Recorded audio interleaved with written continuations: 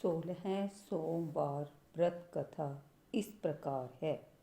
मृत्युलोक में भ्रमण करने की इच्छा करके एक समय श्री भूतनाथ महादेव जी माता पार्वती के साथ पधारे।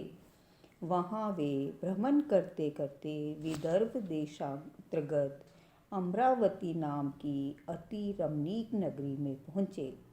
अमरावती नगरी स्वर्ग के सदृश सब प्रकार के सुखों से परिपूर्ण थी। उसमें वहाँ के महाराज का बनाया हुआ अति रमणीक शिवजी का मंदिर बना था। उसमें कैलाशपति अपनी धर्मपत्नी के साथ निवास करने लगे। एक समय माता पार्वती अपने प्राणपति को प्रसन्न देख मनोविनोद करने की इच्छा करके ऐसे प्रश्न करने लगी, हे महाराज, आज तो हम तुम दोनों चौसर खेले। शिवजी ने प्राण प्रिया की बात को मान लिया और चौसर खेलने लगे। उस समय इस स्थान पर मंदिर का पुजारी ब्राह्मण मंदिर में पूजा करने आया। माता जी ने पुजारी से प्रश्न किया कि पुजारी जी बताओ, इस बाजी में किसकी जीत होगी। पुजारी बिना विचारे शीघ्र ही बोल उठा कि महादेव जी की होगी। थोड़ी देर में बाजी समाप्त हो गई और पार्वती जी की विजय हुई। तो पार्वती ने पुजारी को झूठ बोलने के अपराध के कारण कोढ़ी होने का श्राप दिया। कुछ समय में पुजारी के शरीर में कोढ़ पैदा हो गया। पुजारी अनेक प्रकार से दुखी रहने लगा। इस तरह के कष्ट पाते पाते जब बहुत दिन हो गए तो देवलोक की अप्सराएं शिवजी की पूजा करने उसी मंदिर में आई और पुजारी के कोढ़ के कष्ट को देखकर बड़े दया भाव से उससे रोगी होने का कारण पूछने लगी। पुजारी ने निसंकोच वे सब बातें उनसे कह दी। तब वे अप्सराएं बोली, हे पुजारी, अब तुम अति दुखी मत होना, भगवान शिवजी तुम्हारे कष्ट को दूर कर देंगे। तुम सब व्रतों में श्रेष्ठ जो षोडश सोमवार का व्रत है उसको भक्ति के साथ करो। तब पुजारी अप्सराओं के हाथ जोड़कर विनम्र भाव से षोडश सोमवार की व्रत कथा विधि पूछने लगा। अप्सराएं बोली कि जिस दिन सोमवार हो उस दिन भक्ति के साथ व्रत करें, स्वच्छ वस्त्र पहने, आधा सेर अच्छे बिने स्वच्छ गेहूं का आटा ले, उसके 3 अंगा बनावें और घी, गुड़, नैवेद्य, पूंगी फल, बेलपत्र, जनेऊ, जोड़ा चंदन, अक्षत, पुष्प आदि के द्वारा प्रदोष काल में भगवान का विधि से पूजन करें। तत्पश्चात अंगाओं में से एक शिवजी को अर्पण करें, बाकी 2 को शिवजी का प्रसादी समझकर उपस्थित जनों में बांट दें और आप भी प्रसाद पावें। इस विधि से 16 सोमवार का व्रत करें। तत्पश्चात 17वें सोमवार के दिन पाव से पवित्र गेहूं के आटे की बाटी बनावें। उसमें तदनुसार घी और गुड़ मिलाकर चूरमा बनावें और शिवजी का भोग लगाकर उपस्थित भक्तों में बांटें और पीछे आप सकुटुंब प्रसाद लेवें। तो भगवान शिवजी की कृपा से उनके मनोरथ पूर्ण हो जावें। ऐसा कहकर अप्सराएं स्वर्ग को गई। ब्राह्मण ने यथाविधि षोडश सोमवार व्रत किया।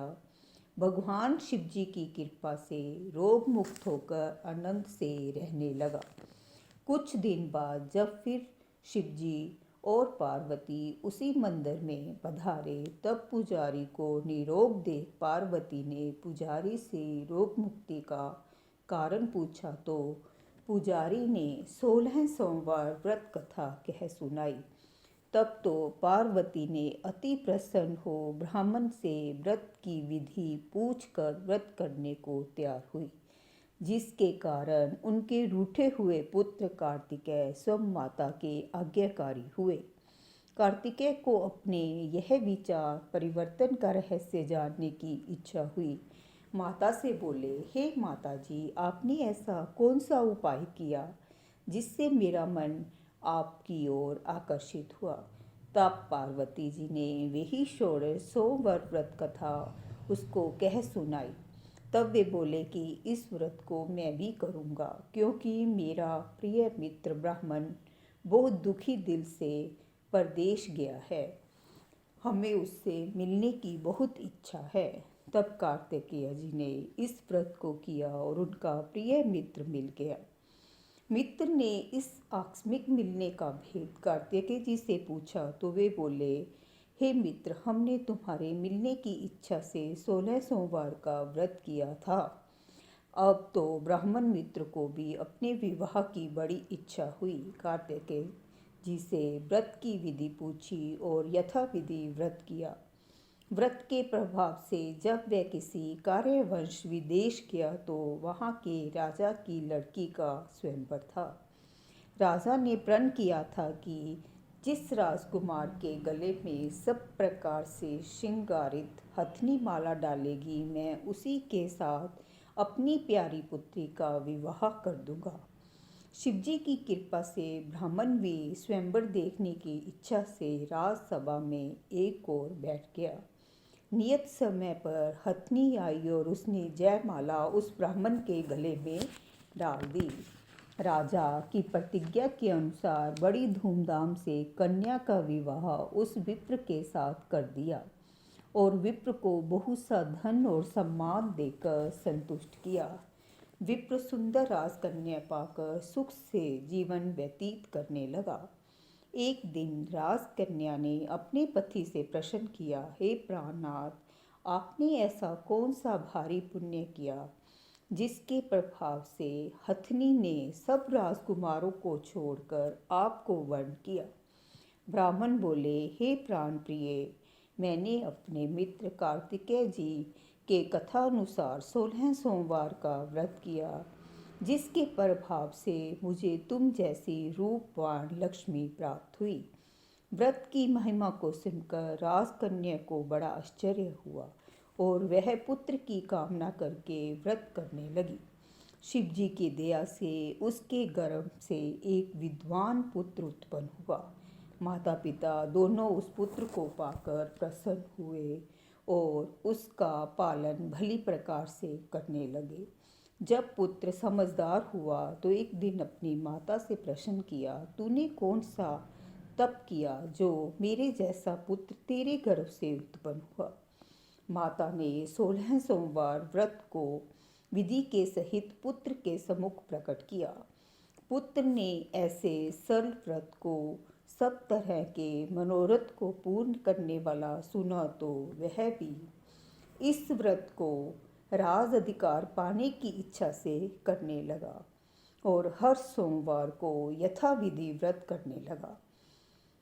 उसे समय एक देश के वृद्ध राजा के दूतों ने आकर उसको एक राजकन्या के लिए वर्ण किया। राजा ने अपनी पुत्री का विवाह ब्राह्मण युवक के साथ करके बड़ा सुख प्राप्त किया। वृद्ध राजा के देवलोक जाने पर यही ब्राह्मण बालक गद्दी पर बैठ गया, क्योंकि दिवंगत भूप के कोई पुत्र नहीं था। राज्य का अधिकारी होकर भी वह ब्राह्मण पुत्र अपने 16 सोमवार व्रत को करता रहा।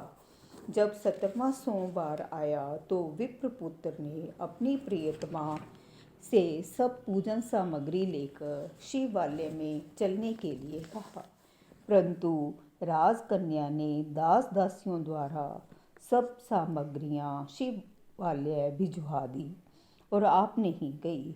जब राजा ने शिवजी का पूजन समाप्त किया तब एक आकाशवाणी हुई, हे राजा, अपनी इस रानी को राजमहल से निकाल दो, नहीं तो वह तुम्हारा सर्वनाश कर देगी।